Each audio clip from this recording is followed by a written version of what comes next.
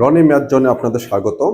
আজকে আমরা দেখব বিগত সালে চাকরির যে প্রশ্নগুলো তার অঙ্কের সমাধান। আজকে দেখব আমরা সরকারি মাধ্যমিক বিদ্যালয় সহকারী শিক্ষক নিয়োগ পরীক্ষা 2019। এটার একটা কোশ্চেন ছিল, কোনো সম্পত্তির 0.875 অংশের মূল্য 9,212 টাকা হলে 0.75 অংশের মূল্য কত।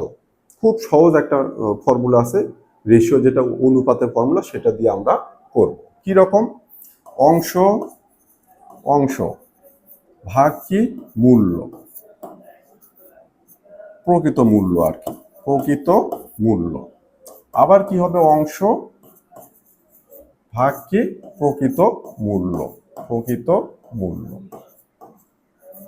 ওকে, এখন কি হচ্ছে এই অংশ, এই অংশটা কত? এটা কত আছে?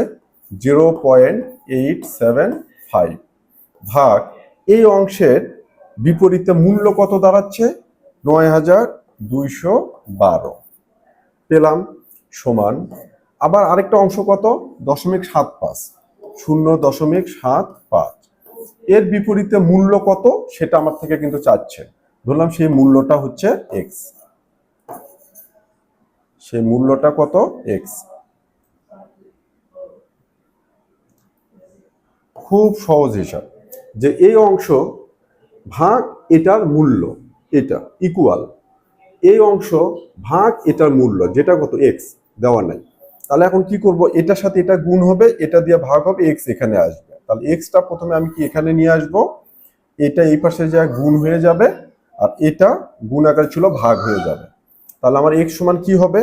এক্স ইকুয়াল হবে 0.75 গুণন 9,212 ভাগ কত হবে? 0.875। ওকে, এখন আমরা এই দশমিকের ভাগটা কিভাবে করব খুব সুন্দর করে বুঝিয়ে বলি। এই দশমিকের ভাগটা করার জন্য এখানে দশমিক আছে, তুলে দিলাম, এই দশমিকটা নাই আর। তাহলে দশমিকের পর কয়টা সংখ্যা আছে? একটা, দুইটা। তাহলে গুণন কত হবে? 1 লিখে 2 শূন্য। এখানে ছিল হচ্ছে উপরে, তাহলে নিচে 100 গুণ হয়ে যাবে। দশমিকের পর কত? 7, 5, দুইটা সংখ্যা, ডিজিট, অঙ্ক। তাহলে উপরে থেকে যদি দশমিক তুলে দেই, নিচে গুণ হবে কত? 1 লিখে দশমিকের পর যে কয়টা অঙ্ক আছে সেই কয়টা শূন্য। ওকে, একইভাবে আমি এই দশমিকটাও কি তুলে দেব। তাহলে আর এটা কত হবে? 875 হবে। এখন আর কিন্তু দশমিক নাই। তাহলে নিচে থেকে যদি দশমিক উঠাই দেই, উপরে কি হবে? গুণন 1 লেখার পর কয়টা শূন্য হবে? 1, 2, 3, কত? 1000, 1000। এখন আমি এখান থেকে, এখন কিন্তু এটা আমার 75, এটা কত? 875, এটা 100, এটা 1000। একটা দুটো শূন্য কাটলাম, একটা দুটো শূন্য কেটে দিলাম। দেওয়ার পরে আমি কি করব? 25, 25, 25 দিয়ে কাটা যাবে। 25 দিয়ে কাটলে এটা কত আসে? 3 25 75। 25 দিয়ে এটাকে কাটলে কত? 3 25 75 আসে কত? 5 7 12, 12 সাথে 5 নিলে 125, 5 25 125, 35 আসলো। তারপরে কি করব? এটা কত? 3 আসলো। 5 দিয়ে কাটলে 5 দুগুণে 10, 5 দিয়ে কাটলে 5 7 35। এবার 7 দিয়ে এটাকে কাটাকাটি করব। 7 দিয়ে এটাকে কাটলে দেখি কাটা অবশ্যই যাবে। 7 দিয়ে 9 কে কাটলে কত? 1, 9, 1 এর সাথে 2 আসলো, আবার 1, 7, 5 আসলো, 5 51, 7 7 49, 2, 2, 2, 2। 7 দিয়ে তো এটাকে কাটা যাচ্ছে না। 35, 2, 5 7 35। 7 দিয়ে এটাকে কাটা যাচ্ছে না। তাহলে 9,221। 7 দিয়ে কাটলে কত হচ্ছে? একবার দিলে 7 আসে 2, 2 22। সরি, এই জায়গাটাতে একটু ভুল হয়েছে আমার কাটাকাটির জন্য। 7 দিয়ে 9 কে কাটলে কত? 1, এখানে 7 আসলো কত? 2 হাতে, 2 আর 2 কত? 22, 3 7 21 আসলো 1। তাহলে কত হবে?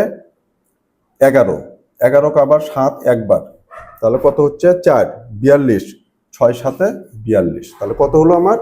এখানে 3, 3 দুগুণে কত? 6। তাহলে কি থাকলো? 6 গুণন হচ্ছে 1316, 1316 সমান কত? 6 6 36, হাতে 1, 6 কে 6 আর 3 9, তারপরে 3 6 18, 6 কে 6 আর 1 7, 7,896। উত্তর হবে ক। খুব সুন্দর করে আমরা এই অনুপাতের যে আপনারা যখন এটা করবেন, আপনারা শর্টকাটে যখন করবেন, তখন কিন্তু আপনাদের কিন্তু এগুলো কিন্তু আর লিখতে হবে না। আপনার শর্টকাটে কিন্তু করে ফেলতে পারবেন। আমি এই ফর্মুলাটা আপনাদেরকে বুঝিয়ে দিলাম এই জন্য যে কোনো একটা অংশ তার বিপরীতে প্রকৃত তার মূল্য, এই অংশের করসপন্ডিং যে মূল্যটা ইকুয়াল আরেকটা অংশ তার বিপরীতে কি মূল্য। খুব সুন্দর করে এই অংশটা ছিল এইটা, তার বিপরীতে মূল্য কত 9212 সমান ওই অংশ কত 0.75, ওর বিপরীতে মূল্যটা হচ্ছে এক্স।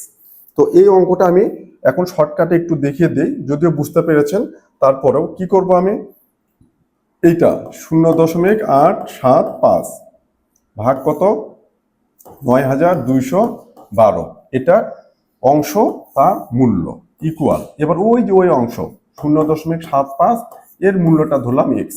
তাহলে এক্স এখানে আসবে, এটা এখানে যাবে, এটা এখানে যাবে। আমি একটু তখন হিজিবিজি হয়েছে তো এই জন্য একটু সুন্দর করে দেওয়ার চেষ্টা করতেছি। 75 গুণন কত 9212, আর নিচে কত আসলো 0.875। এই জায়গাটাতে আমি দশমিকের যে কাটাকাটি যেটা হবে সেই প্রসেসটাও একটু দেখিয়ে দিচ্ছি আরেকবার। এই দশমিকটা তুলে দেব, তখন এটা কত হবে 75, তখন কিন্তু আর 0.75 থাকলো না, কিন্তু এখান থেকে যদি দশমিকটা তুলে দেই নিচে গুণন হবে 1 লেখার পরে, দশমিকের পর কয়টা সংখ্যা, একটা দুইটা অঙ্ক, তাহলে 1 লেখার পরে দুইটা, 1 কিন্তু ধরবো না, 1 লিখবো দুইটা। একইভাবে এই দশমিকটা তুলে দেবো, এখন এটা কত হবে 0.875 না, এটা এখন হবে 875।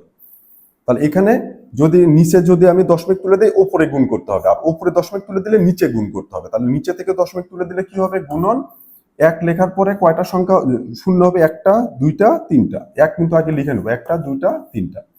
এখন আমার এটা অঙ্ক হলো, এটা কাটাকাটি করব, একটা শূন্য দুইটা শূন্য, একটা শূন্য দুইটা শূন্য কাটা গেল। তারপর 25 দিয়ে কাটলে 3 25 75, 25 দিয়ে এটাকে কাটলে 87 ধরি, 3 25 75, 5 7 5 12, 12 পাশে 5 নিলে 125, 5 25 125।